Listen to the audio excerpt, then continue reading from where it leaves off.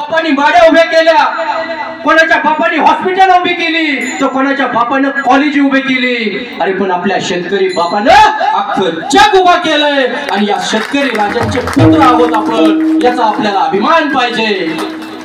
कारण अवघ्या 16 वर्षामध्ये छत्रपती शिवाजी राजांनी स्वराज्याचं तोरण बांधलं. अवघ्या 16 वर्षामध्ये संत ज्ञानेश्वर माऊलींनी ज्ञानेश्वरी लिहिली. तर आम्ही आमच्या अवघ्या 16 वर्षामध्ये आम्ही केलं काय, तर तंबाखूला चुना लावला.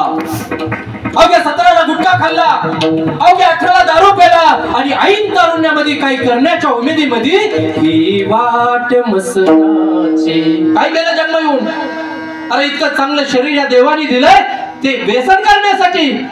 ह्या तरुण मुलांना मला सांगले, व्यसनाच्या नादाला लागू नका. व्यसन चांगलं नाही, कारण तुम्ही युवा आहात आणि या युवा शक्तीला पुन्हा वन्स मोर नाही.